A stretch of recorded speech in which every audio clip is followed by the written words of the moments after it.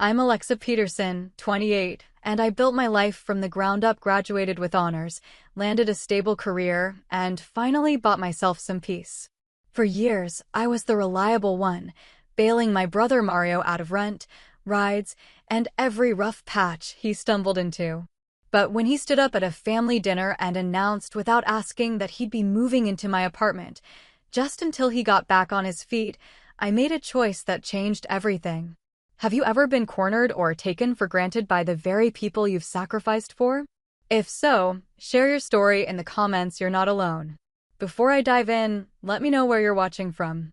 And if you've ever had to draw a hard line with family or stand up for yourself, hit that like button and subscribe for more real stories about boundaries and self-respect.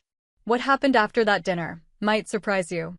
I learned early that being the responsible one meant cleaning up everyone else's messes.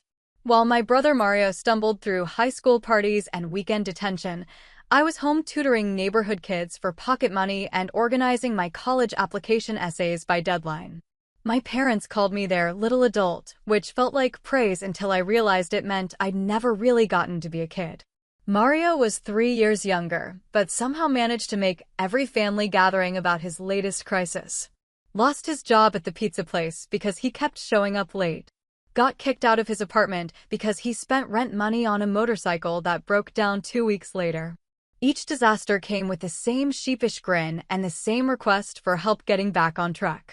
"He's just finding himself," Mom would say, sliding another check across the kitchen counter while I watched from the doorway. Dad would nod and add something about how some people mature later than others, his eyes meaningful in my direction. The unspoken message was always clear: Mario needed patience, and I needed to provide it. The pattern started small. $20 here and there when Mario ran short on gas money. A place to crash for just a couple nights when things got tight. I'd graduated college with honors, landed a decent job in marketing, and moved into a tidy one-bedroom apartment that felt like freedom after years of dorm rooms and shared spaces. My place became Mario's emergency backup plan. "You're such a lifesaver, sis," he'd say, sprawled on my couch with his feet up on my coffee table, eating cereal from my bowls. "I'll pay you back once this new gig takes off." The new gig was always something vague: a friend's business venture, a band that was definitely going to make it this time, a landscaping company that existed mostly in his imagination. I covered his overdue rent more times than I could count. 500 here, 300 there, always with the promise that it was temporary. When his car got repossessed, I co-signed for a used Honda that he promptly rear-ended while texting. When that got towed for unpaid tickets, I drove him to job interviews for 2 months while he complained about how the employers didn't understand his potential. "Mario's going through a rough patch" became Mom's standard explanation at family barbecues and holiday dinners. She'd say it with the same tone she used to explain his bad grades in elementary school, as if irresponsibility were something he'd eventually outgrow, like a favorite t-shirt. Dad would change the subject to safer ground sports, weather, anything that didn't require acknowledging the obvious. My sister Clara found the whole thing amusing. She'd married her college boyfriend and moved to Portland, far enough away that Mario's problems felt like entertainment rather than obligation. "He'll figure it out eventually," she'd say during our phone calls, her voice light with distance. "And if he doesn't, well, at least he's your problem and not mine." She meant it as a joke, but the truth stung. The resentment built slowly, like sediment settling at the bottom of a jar. Every time I wrote another check, every time I listened to another sob story about why this crisis wasn't really his fault, every time my parents praised his creativity, while taking my stability for granted, another layer accumulated. I told myself it was temporary. I told myself it was what families did for each other.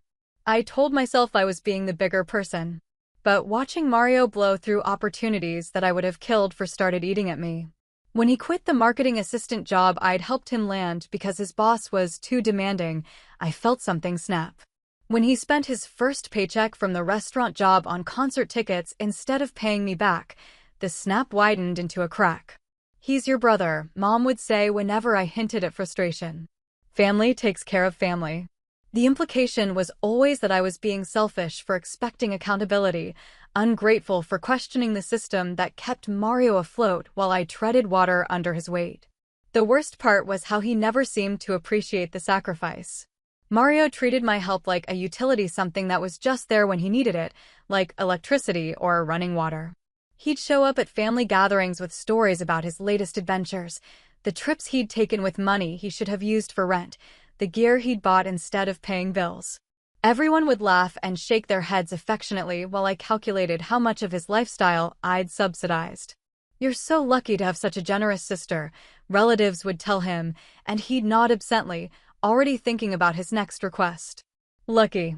As if my help were a lottery win rather than a conscious choice to prioritize his needs over my own financial security. I started declining some family events, claiming work obligations or prior commitments. The truth was that watching Mario charm everyone while owing me thousands of dollars had become unbearable. My parents noticed my absence, but never connected it to their golden boy's behavior. They'd call to check on me, worry about whether I was working too hard, suggest I needed to find more balance in my life. Balance. I almost laughed at the irony. My life had been perfectly balanced around Mario's chaos for years, and they'd never noticed the weight distribution was completely lopsided. By the time I turned 28, I'd lent Mario close to $15,000 in various increments. He'd never paid back a single payment. When I brought up the money, he looked genuinely confused, as if borrowing and repaying were unrelated concepts. "I thought that was more of a gift," he said once, his tone suggesting I was being petty for keeping track. That's when I realized the real problem wasn't Mario's irresponsibility. It was my enablement of it, and my family's expectation that I'd continue enabling it indefinitely.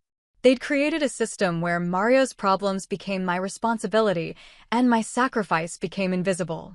The responsible one. The little adult. The lifesaver. All those labels felt less like compliments and more like chains, binding me to a role I'd never chosen but couldn't seem to escape. I was tired of being the solution to problems I hadn't created, tired of watching my brother coast through life on my pavement. Something had to change. I just didn't know yet how dramatically that change would arrive. The signs were there long before that dinner, scattered through family gatherings like breadcrumbs leading to an inevitable confrontation. Mario had been dropping hints for months, casual comments about how expensive rent was getting, how hard it was to find a decent place in his budget range. He'd mention my apartment with increasing frequency, always in connection with how nice it must be to have such a stable situation. "You're so smart about money," he'd say, eyeing my furniture, my electronics, the small luxuries I'd earned through years of careful budgeting. "I should learn from you." But his tone suggested he was less interested in learning than in accessing what I'd built. Mom started making comments too, subtle suggestions about how family helped family, reminders about how I had extra space that was just going to waste. My one-bedroom apartment apparently counted as excessive for a single woman in her mind, though she'd never said the same about Mario's various living situations. Even when he'd rented a two-bedroom place he couldn't afford and filled it with expensive gaming equipment. "It would be temporary," she'd say when I'd visit for Sunday dinner, as if the conversation about Mario moving in with me was already in progress. "Just until he gets on his feet." Those words, "getting on his feet," had become a family mantra, repeated so often they'd lost all meaning. Mario had been getting on his feet for 10 years. Clara weighed in during one of our phone calls, her voice bright with the particular enthusiasm of someone offering advice from a safe distance. "Maybe it would be good for both of you," she said. "You could keep an eye on him, help him develop better habits. And you'd have help with rent." I didn't point out that Mario had never successfully paid rent anywhere he'd lived. The pressure was subtle but constant, a steady drumbeat of expectation that I'd eventually see reason and open my door. My parents never directly asked me to take Mario in, but they'd discuss his housing struggles in my presence with theatrical concern, their voices loaded with implication. They'd mention how worried they were about him, how difficult the rental market had become, how nice it would be if he had somewhere stable to land. Mario started showing up at my apartment more frequently, always with some excuse: needed to borrow my laptop, wanted to use my printer, hoped I could give him a ride somewhere. He'd linger afterward, making comments about how comfortable my couch was, how convenient my location seemed for job hunting. Once, I found him measuring my living room with his phone. "Just curious about the layout," he said when I asked what he was doing. "This place has good flow." Good flow for what, I wanted to ask, but I already knew the answer. The hints became less subtle as Mario's current living situation deteriorated. He'd been staying with a friend whose patience was wearing thin, bouncing between couches and spare bedrooms while his possessions accumulated in my parents' garage. His complaints about his temporary arrangements grew more pointed, always delivered with meaningful glances in my direction. I wouldn't need much space, he mentioned during a family barbecue, loud enough for everyone to hear. Just somewhere to sleep and keep my stuff while I save up first and last month's rent. Dad nodded approvingly. Mom made sympathetic noises. Clara, visiting from Portland, smiled like this was all very reasonable. I felt like I was watching a play where everyone knew their lines except me. The script called for me to volunteer my space, my peace, my carefully constructed independence. The fact that I wasn't following along made me the problem, the selfish sister who couldn't see past her own comfort to help family in need. My friend Sarah was the only person who seemed to understand my position. "He's not your responsibility," she'd say when I'd vent about the mounting pressure. "You've already done more than enough." But even she couldn't shield me from the family consensus that was building around Mario's housing crisis. The conversations at family gatherings started revolving around Mario's situation with increasing frequency. Every meal became a strategy session about his next move, every phone call an update on his apartment search. The subtext was always the same. I had the solution, and my reluctance to offer it was becoming unseemly. "We're just worried about him ending up on the street," Mom said during one particularly pointed conversation. "It's not like we're asking you to support him forever. Just a place to stay while he gets organized." The word organized was doing heavy lifting there, considering Mario's relationship with organization had always been casual at best. I started dreading family events, knowing they'd inevitably turn into Mario intervention sessions where I was cast as both the problem and the solution. The weight of their expectation pressed down on me like a physical thing, making me feel small and selfish for wanting to protect what I'd worked so hard to build. But I also felt something else building alongside the guilt, a quiet anger that they'd cornered me into this position without ever directly asking what I wanted. They'd simply assumed my cooperation, taken my sacrifice for granted, and were now orchestrating a situation where saying no would make me the villain. Mario's housing crisis wasn't really a crisis at all. It was a manufactured emergency designed to leverage my sense of obligation. And despite seeing through the manipulation, I felt trapped by it, bound by family loyalty and the threat of being labeled the sister who'd let her brother become homeless. The dinner invitation came on a Tuesday. Mom called with her most cheerful voice, the one she used when she wanted something, but was pretending the request was spontaneous. "Why don't you come over this weekend? I'm making that chicken you like, and Clara's visiting with the kids. Mario will be there too." The emphasis on Mario's attendance felt loaded, but I agreed anyway. I hadn't seen Clara's children in months, and I missed the chaos of family dinners, even when they came with complications. I just didn't realize how complicated this particular dinner would become. The atmosphere felt different the moment I walked into my parents' house that Sunday. There was an electricity in the air, the charged feeling that came before important announcements.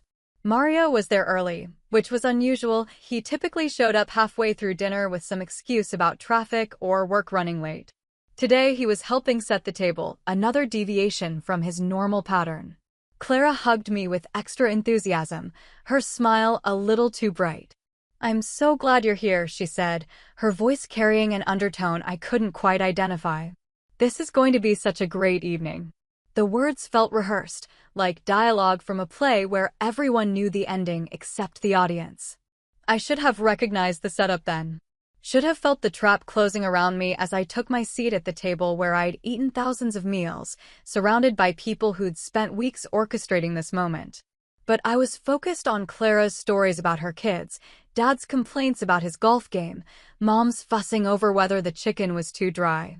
Normal family dinner conversation, except nothing about that evening was normal. I was walking into an ambush disguised as Sunday supper, and I didn't even know it yet. The moment came during dessert, after the dishes were cleared and the wine had made everyone relaxed and talkative. Mario stood up suddenly, his chair scraping against the hardwood floor with a sound that cut through the conversation like a record scratch. He picked up his wine glass and held it high, grinning like a man about to announce his engagement. "I have some news," he said, his voice carrying that performative excitement people use when they want to make sure their announcement gets proper attention. Everyone turned toward him, faces expectant, and I felt my stomach tighten with an inexplicable dread. "I'll be moving in with my sister here," Mario continued, gesturing toward me with his free hand, "just until I'm back on my feet." The words hit me like cold water. Moving in. Not asking to move in, not requesting or hoping or wondering if it might be possible. Moving in. Past tense. Decided. Done. My parents erupted in approval. Mom clapped her hands together like Mario had just announced he'd won the lottery. Dad beamed and raised his own glass in a toast. "That's wonderful news," Mom said, her voice bright with relief. "Such a smart solution." Clara laughed and nodded, raising her wine glass toward me. "You're such a good sister," she said, as if I'd already agreed to something I'd never been asked about. "Mario's so lucky to have you." Lucky. There was that word again, transforming my theoretical sacrifice into his good fortune. I sat frozen, my fork suspended halfway between the plate and my mouth, watching my family celebrate a decision that had apparently been made without my input. The bite of apple pie I'd been about to take looked suddenly unappetizing, the sweetness cloying in my mouth as I tried to process what was happening. "To family taking care of family," Dad said, raising his glass higher. Everyone toasted except me. I couldn't move, couldn't speak, couldn't do anything but stare at the faces around the table, all of them looking at me with expectation and approval, as if my agreement was so obvious it hadn't needed to be requested. Mario was still standing, still grinning, basking in the warm glow of family approval. "It'll be great," he said, looking directly at me for the first time since his announcement. "I won't be any trouble. Just need somewhere to crash while I save up money for my own place." The casualness of his tone was what broke through my shock. This wasn't a request or even an assumption, it was a fait accompli delivered with the confidence of someone who'd never been told no by his family. He'd announced his plans the way people announced vacations or job changes, as information rather than negotiation. "When were you thinking of moving in?" Mom asked, her tone suggesting the logistics were the only remaining detail to be worked out. Not whether I agreed, not what I thought about the arrangement, just when it would happen. "Next week would be perfect," Mario said, settling back into his chair like the matter was settled. "I've already started packing." Already started packing. The presumption was breathtaking in its completeness. He'd made plans, told our parents, organized a family dinner to announce the decision, and started preparing for a move, all without ever asking me if I was willing to house him. The conversation moved on to practical matters. How long he might need to stay, just a few months at most, according to Mario, though his timeline for getting on his feet had never proven accurate before. What he'd contribute to expenses, "I'll pitch in for groceries," he offered, though he'd never successfully managed his own grocery budget. How little space he'd need, "I'm not picky," he assured everyone, as if pickiness were the issue. I listened to my family plan my life for me, feeling like a spectator at my own intervention. They discussed my apartment, my schedule, my space, as if these were communal resources rather than things I'd worked for and paid for and chosen carefully. The presumption was complete and casual, wrapped in the language of family obligation and temporary hardship. "You two will have fun living together," Clara said, smiling at both of us like she was arranging a play date rather than a major life disruption. "Like when you were kids." We'd never lived together as adults, never chosen to spend extended time in each other's company, never successfully cohabitated even for short visits without friction. Mario nodded enthusiastically. "It'll be just like old times," he agreed, though our old times had mostly involved me cleaning up his messes and him taking credit for my work. The nostalgia felt manufactured, designed to make opposition seem churlish. I finally found my voice, though it came out smaller than I'd intended. "I wasn't aware we'd discussed this," I said, looking around the table for some acknowledgement that I'd been left out of the planning process. This is the first I'm hearing about it. The statement hung in the air for a moment, creating the first silence since Maria's announcement. My parents exchanged a look I couldn't quite read. Clara's smile flickered uncertainly. Mario's confidence wavered just slightly, as if it had occurred to him for the first time that his plan might have a flaw. "Well, of course we knew you'd want to help," Mom said finally, her tone suggesting my surprise was the strange part of this equation. "You've always been there for Mario when he needed you." The phrase felt like emotional blackmail dressed up as compliment, binding me to a pattern I'd never consciously chosen. "It's just temporary," Dad added, as if duration were my primary concern rather than consent. "Mario's got some promising leads on apartments. This is just to bridge the gap." Promising leads. Mario always had promising leads. They materialized and dissolved like morning mist, insubstantial and temporary. I looked at my brother, still glowing with the warmth of family approval, still confident in his reception.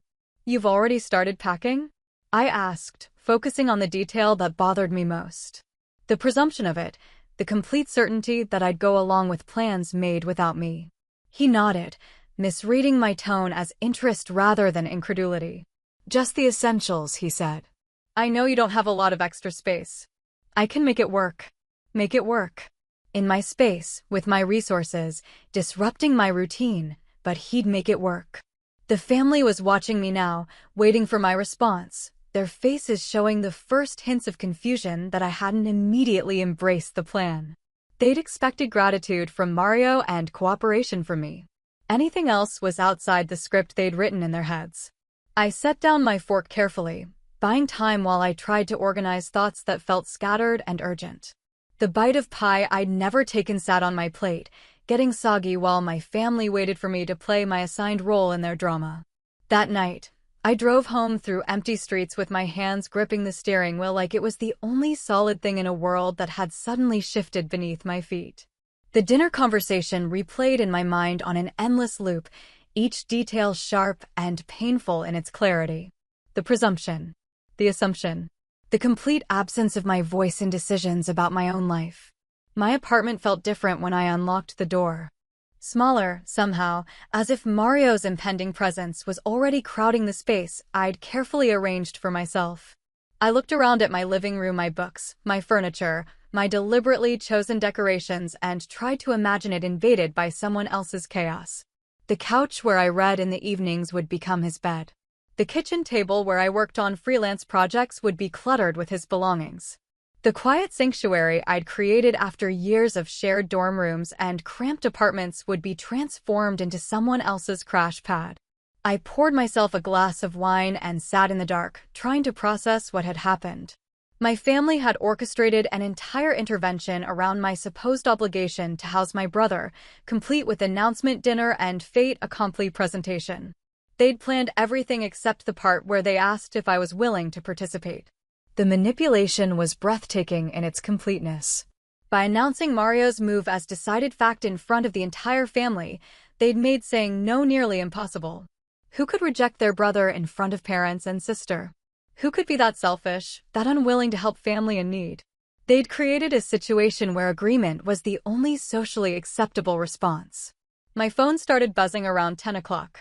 Text messages from various family members, all variations on the same theme.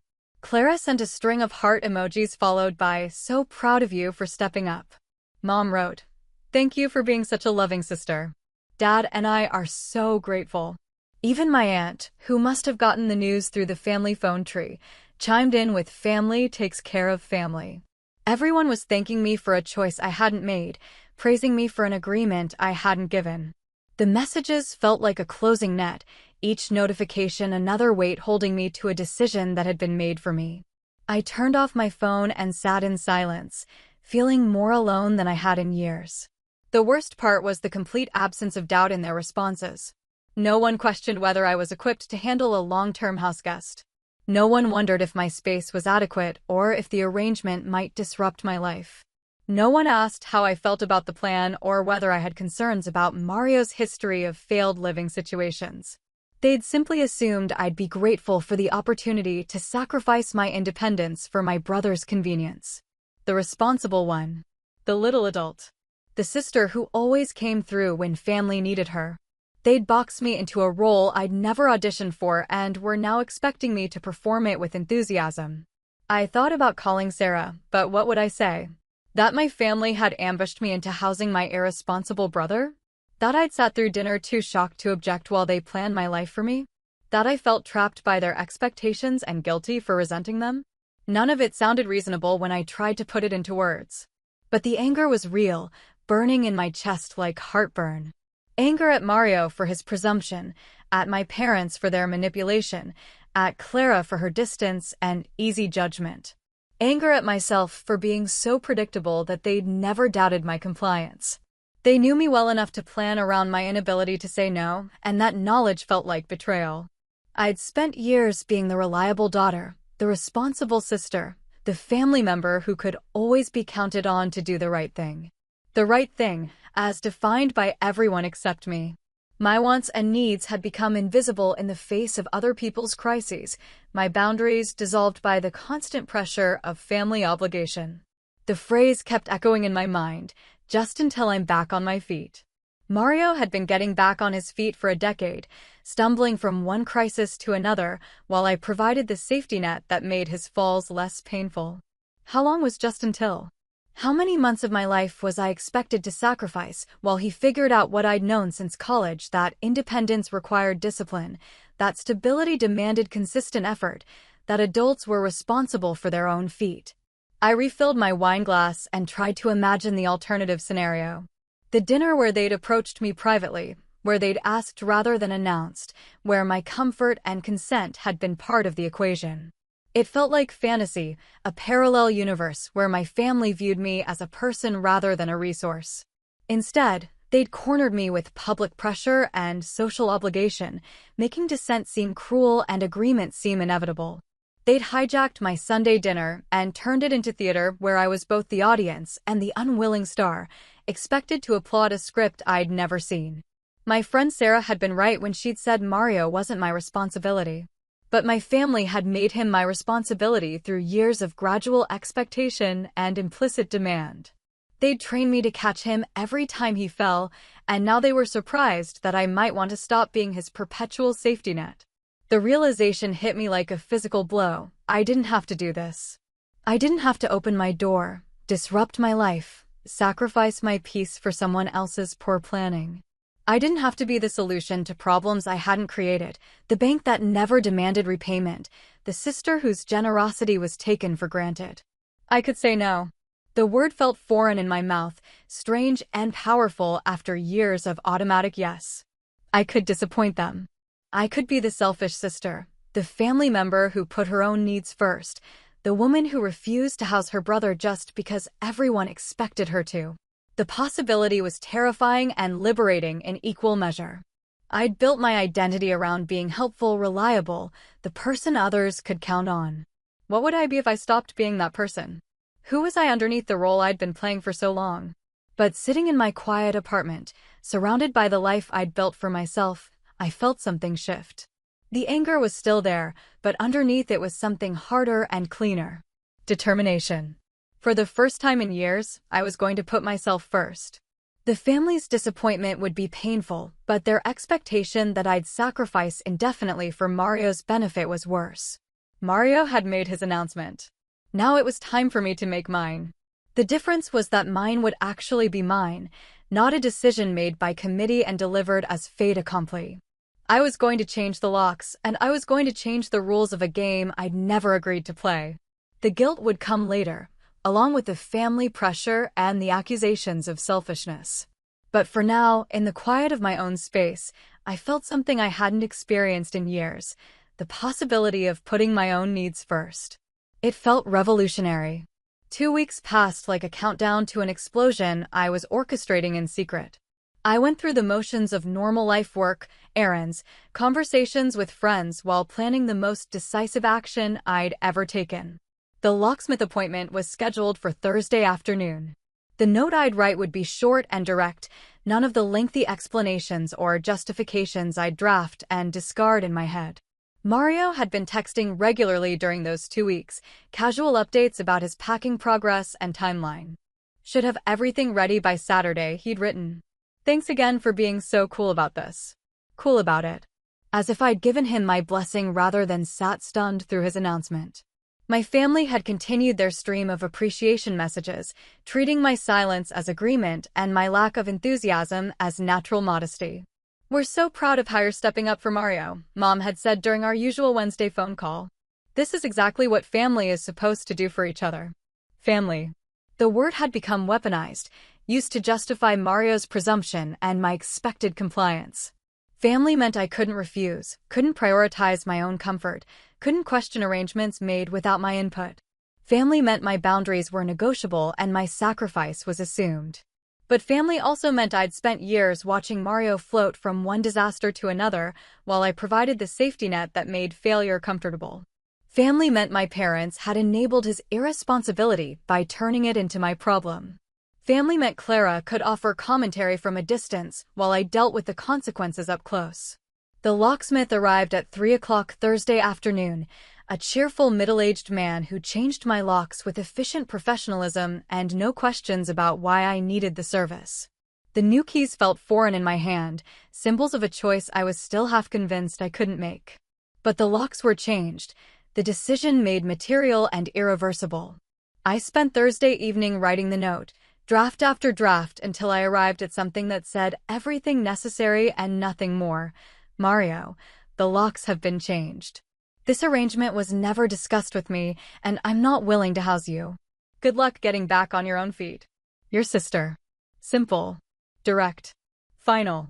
Friday morning, I taped the note to my door and left for work early, knowing Mario wouldn't arrive until Saturday, but wanting the message in place.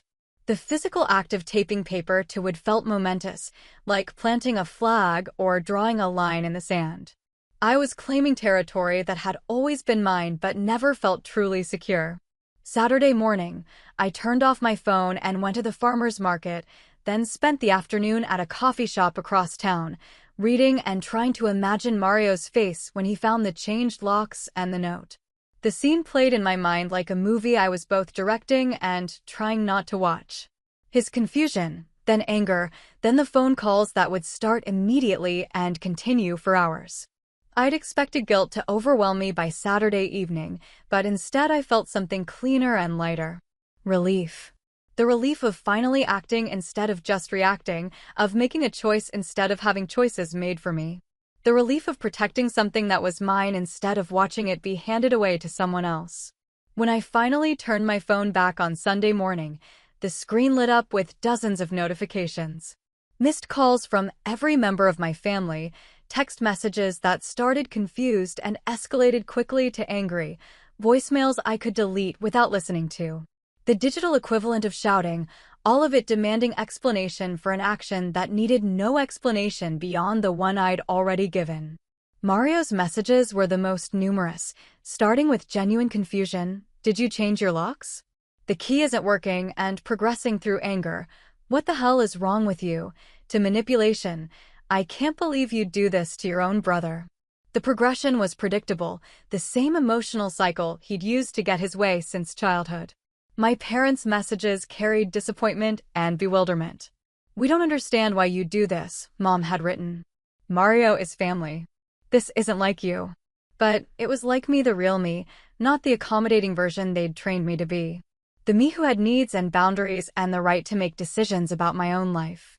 Clara's messages stung the most because they came wrapped in the language of concern. I'm worried about you, she'd written. This seems really unlike you. Are you okay? The implication that protecting my own interests was a sign of mental instability rather than long overdue self-preservation. I read through all of it, the guilt, the manipulation, the concern trolling disguised as love, and felt the relief solidify into something harder. Certainty. I'd made the right choice, possibly the first truly right choice I'd made in my relationship with my family in years. The fact that they couldn't understand it didn't make it wrong. The phone started ringing again around noon on Sunday. Mario, probably calling from his car in my parking lot, trying one more time to charm or guilt his way inside. I let it ring, then blocked his number. Then I blocked my parents' numbers, and Clara's too. Not forever, but long enough for them to understand that their disappointment wouldn't change my decision. For the first time in my adult life, I was putting my own needs first, and the sky wasn't falling. My apartment was still quiet, still mine, still the sanctuary I'd worked to create. The guilt they'd tried to pile on my shoulders couldn't compete with the simple satisfaction of keeping what was mine. Mario would figure out his housing situation because he'd have to. My parents would be disappointed because they'd have to confront their role in creating this crisis. Clara would have to find new entertainment because this particular family drama was over. And I would finally learn what it felt like to live without the constant weight of other people's emergencies on my shoulders. The lesson was harsh but necessary. Sometimes the kindest thing you could do for someone was to stop rescuing them from the consequences of their own choices. The phone kept ringing, but I didn't answer. I had better things to do than explain myself to people who'd never bothered to ask what I wanted before making plans for my life. I had my own life to live, finally, in my own space with my own rules. The guilt they'd counted on didn't materialize. Instead, I felt free. The first month after I changed the locks was the quietest my life had been in years. No emergency calls from Mario, no requests for bail money or rent assistance, no dramatic late-night appearances at my door with sob stories and promises to change. My apartment stayed clean, my bills stayed current, and my stress levels dropped to something approaching normal. I'd unblocked my parents' numbers after 2 weeks, but our conversations were stilted and careful, like we were all speaking a language none of us had fully learned. They'd ask about work and the weather, studiously avoiding any mention of Mario or my decision, as they'd started calling it.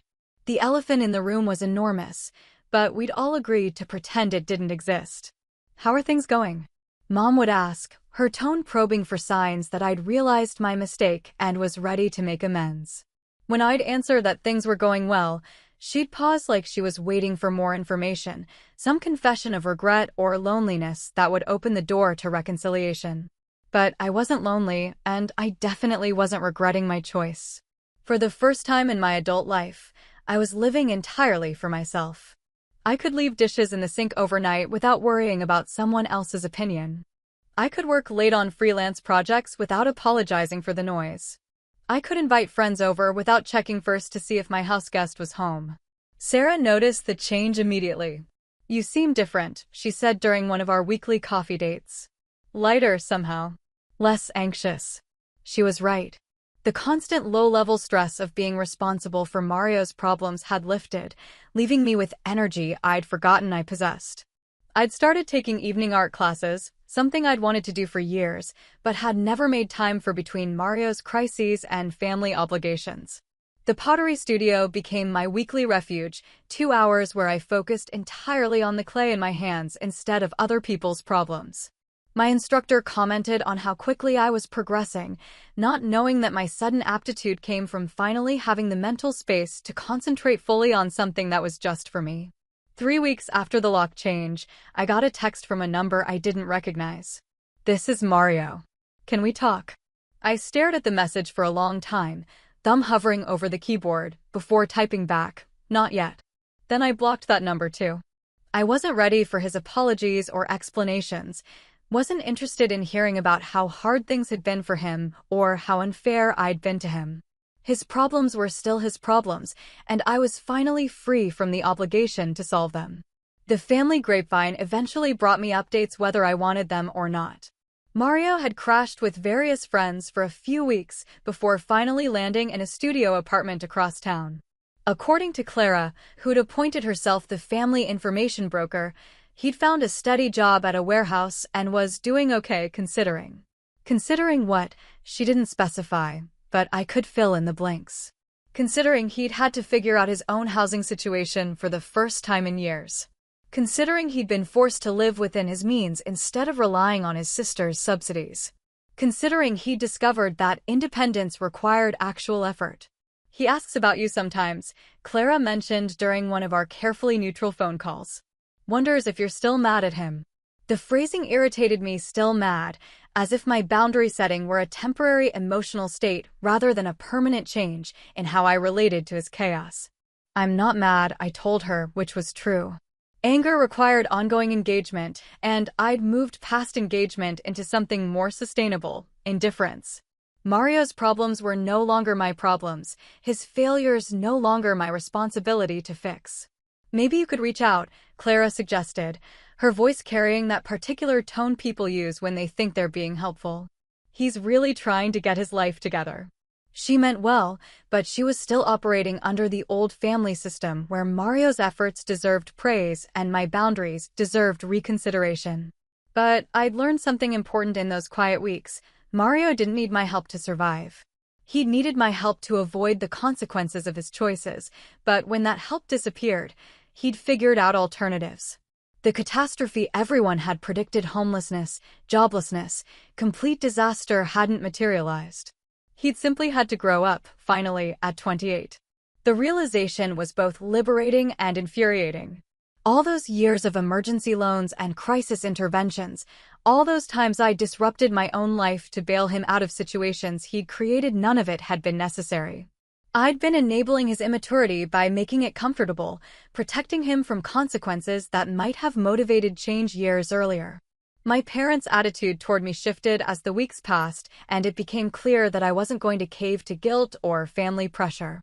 Their disappointment hardened into something colder, a distance that felt like punishment for refusing to play the role they'd assigned me. Family dinners became even more awkward, with pointed comments about loyalty and forgiveness that were clearly directed at me. "Some people think family obligations should take precedence over personal comfort," Dad said during one particularly uncomfortable Sunday meal, his eyes fixed on his plate, but his meaning unmistakable. "Others prioritize their own convenience above everything else." I'd sat through years of these passive-aggressive lectures, but this time I felt no urge to defend myself or smooth over the tension. "Some people think enabling irresponsibility is the same as showing love," I replied evenly. "Others think real love sometimes requires letting people face consequences." The table went quiet. Mom's fork clinked against her plate. Clara studied her napkin with sudden fascination. Dad's face flushed slightly, but he didn't respond. I'd broken the family's unspoken rule about direct confrontation, but I discovered I didn't care about their discomfort anymore. "I think we should change the subject," Mom said finally, her voice bright with forced cheer. But the subject had been changed already, permanently. They could disapprove of my choice all they wanted, but they couldn't undo it, and they couldn't guilt me into undoing it either.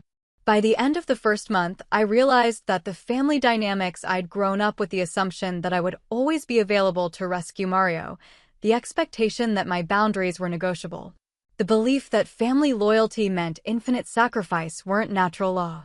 They were patterns we'd all participated in creating, and I could choose to stop participating. The guilt I'd been conditioned to feel about putting myself first was fading, replaced by something steadier: self-respect. I'd proven to myself that I could make hard choices and stick with them, that I could prioritize my own needs without the world ending. Mario was surviving just fine without me, and I was thriving without him.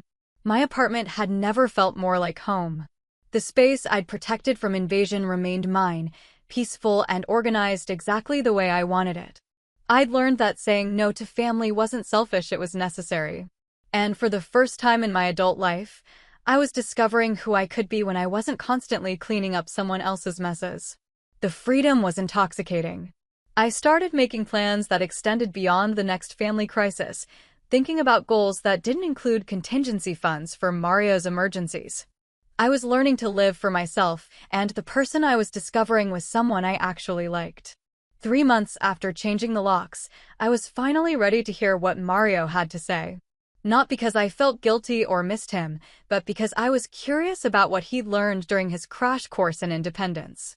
The text came on a Tuesday evening while I was grading pottery pieces from my intermediate class. "I know you probably don't want to hear from me, but I owe you an apology.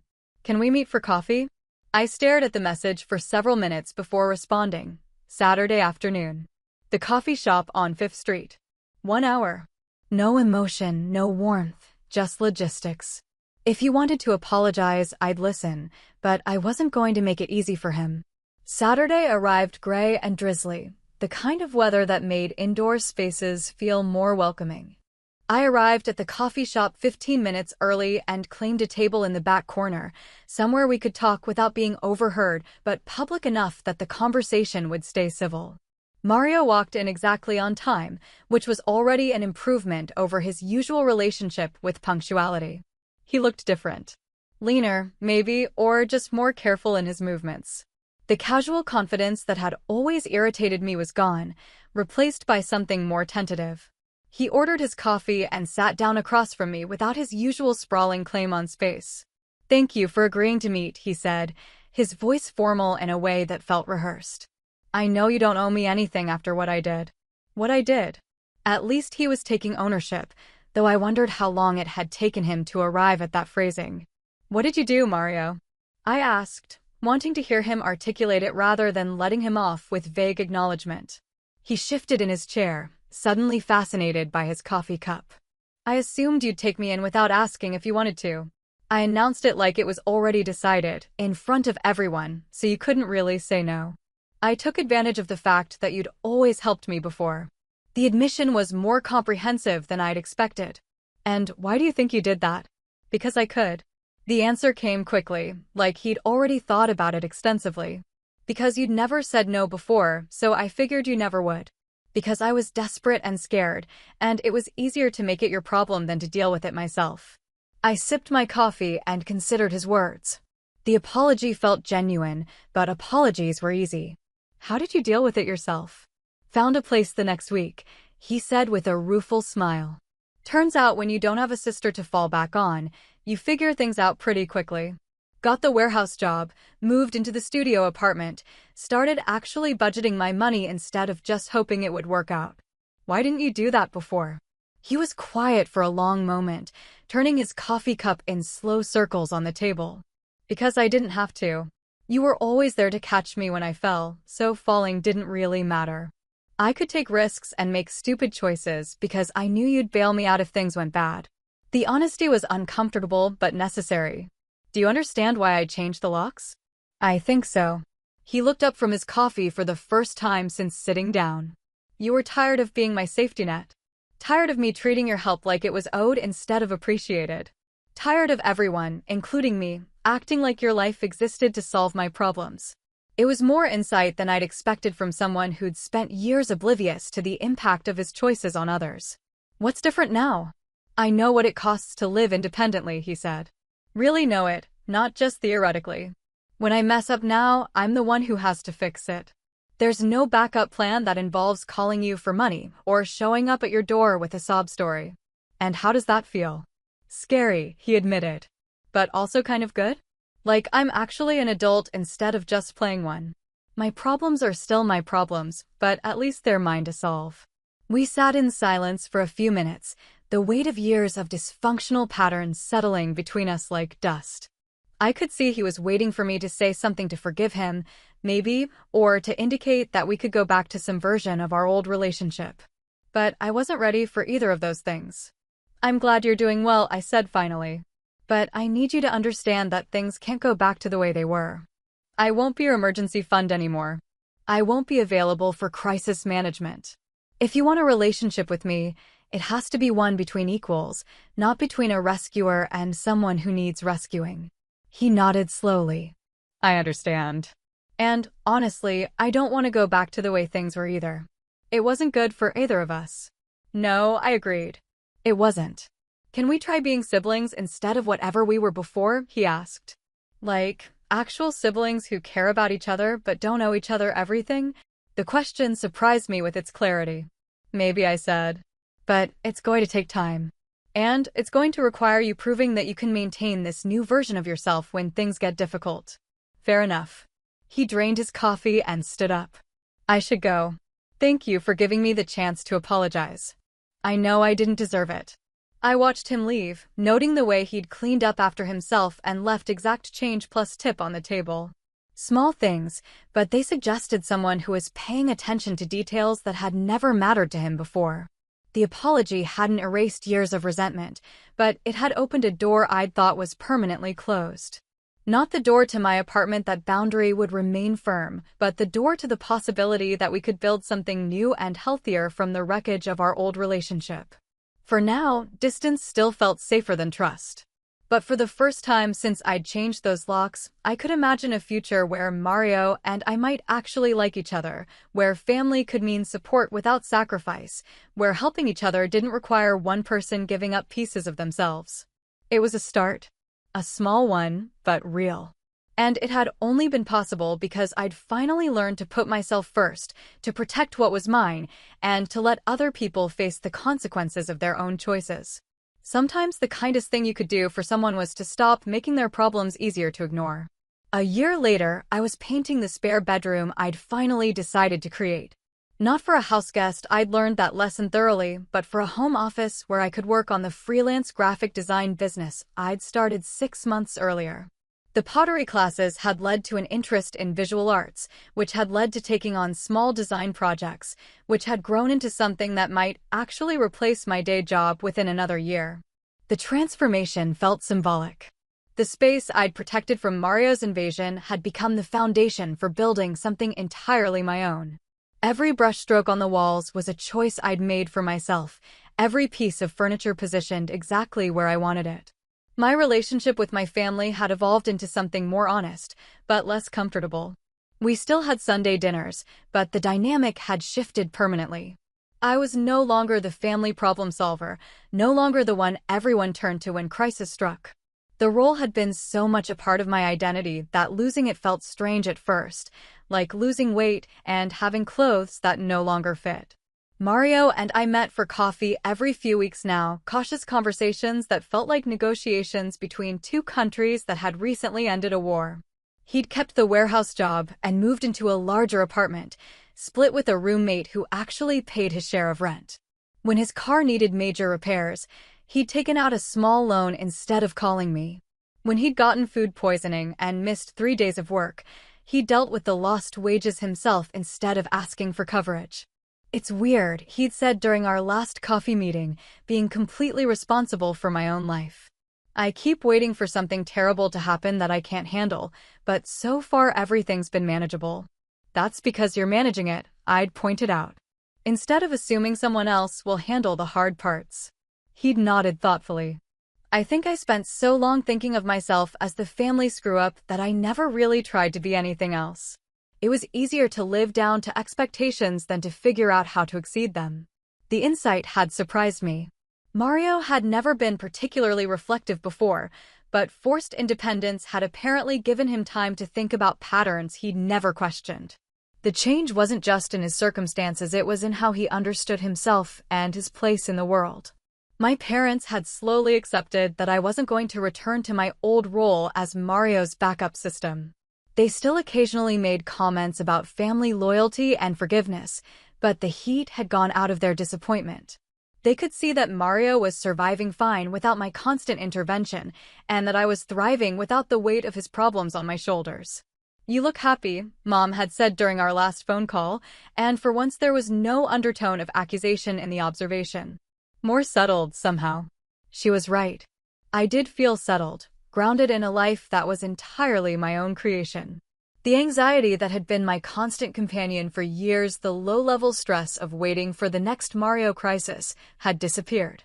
I slept better, laughed more easily, made plans without factoring in emergency funds for family disasters. Clara had been the slowest to adjust to the new family dynamic. She'd built her role as peacemaker around the assumption that I would always eventually give in to family pressure, and my permanent refusal to budge had left her uncertain how to navigate the changed landscape. "I still don't understand why you had to be so dramatic about it," she'd said during her last visit, referring to the lock change as if it had been theater rather than necessity. "You could have just talked to him." "I tried talking for 10 years, I'd reminded her. "Talking doesn't work with someone who's not listening." She'd shrugged, still uncomfortable with the idea that some problems couldn't be solved with enough discussion and goodwill. But even Clara had to admit that both Mario and I seemed better off in our separate lives than we'd ever been when mine was constantly disrupted by his chaos. The design business was taking off faster than I'd expected. Word of mouth had brought me steady clients, and I'd recently been approached about designing marketing materials for a local restaurant chain. The extra income meant I could finally afford some of the furniture I'd been wanting, could travel occasionally without worrying about maintaining an emergency fund for Mario's inevitable disasters. More importantly, success felt different when it was entirely mine. No one could claim credit for my client relationships or creative decisions. No one could guilt me into sharing resources I'd earned through my own effort. The business belonged to me completely, and that ownership was more satisfying than any paycheck. I was painting the office ceiling when my phone rang. Mario's name on the screen still made me pause, even after months of regular contact. The old habits of anxiety died hard. "Hey," I said, balancing the phone between my shoulder and ear while I set down the paint roller. "I have news," he said, and something in his tone made me pay attention. "Good news, I think." "What's up?" "I got promoted at the warehouse. Shift supervisor. More money, actual benefits, and it turns out I'm pretty good at organizing people and processes." I felt a genuine smile spread across my face. "That's great, Mario. Really great." "Yeah, it feels pretty good. I wanted to tell you because..." He paused, and I could hear him choosing his words carefully. "Because I don't think it would have happened if you hadn't changed those locks. I would have kept drifting along, taking the easy way out, never really pushing myself to see what I could do." The admission touched something in me that I'd thought was permanently closed off. Not the urge to rescue him that was gone for good, but something warmer. Pride, maybe. Not in what I'd done for him, but in what he'd done for himself once I'd stopped interfering. "You did the work," I told him. "I just stopped preventing you from having to do it." "Still, thank you for caring enough about me to let me figure it out on my own." After we hung up, I stood in my half-painted office and felt the weight of the past year settling into something solid and permanent. I'd learned that love didn't require sacrifice, that helping someone sometimes meant refusing to help them, that family obligations had limits that were healthy to enforce. The spare bedroom that had never housed Mario was becoming the foundation for a future I was building entirely for myself. The walls I'd painted were mine. The furniture I'd chosen reflected my taste. The success I was building belonged to me alone. I'd protected this space from invasion, and it had become the place where I'd finally learned who I was when I wasn't constantly managing someone else's crisis. The lesson had been painful but necessary. Sometimes the kindest thing you could do for someone was to stop making their problems comfortable to maintain. Mario was thriving now because he'd been forced to develop skills he'd never needed while I was always available to catch him when he fell. And I was thriving because I'd finally learned to put my own needs first, to protect what was mine, to say no without guilt or apology. The responsible daughter, the reliable sister, the family problem solver, those roles were still part of me, but they no longer defined me completely. I picked up the paint roller and returned to my ceiling, each stroke covering more of the old surface with something new and chosen. The transformation was slow but steady, just like the reconstruction of my relationship with my family, just like the development of my own independent life. For the first time in my adult life, I was painting a future that belonged entirely to me, in a space that no one could claim or invade or assume they had rights to. The room was mine, the business was mine, the choices were mine. I'd learned to stand on my own feet, and I'd taught my brother to do the same. It had taken changing locks to change everything else, but the investment had been worth it. The door that closed on Mario's assumption that my space was his emergency option had opened onto possibilities I'd never imagined when I was constantly managing his crises instead of building my own life. The paint went on smooth and even, covering the old completely, leaving room for something entirely new. And that's how I finally drew the line. Changing the locks wasn't about cruelty, it was about finally protecting my own peace. What about you? Have you ever had to set a hard boundary with family? Did it change your relationship for better or for worse? Drop your story in the comments, I'd love to hear it. And if this hit home for you, make sure to like, subscribe, and share this with someone who might need the reminder. You're allowed to protect your space.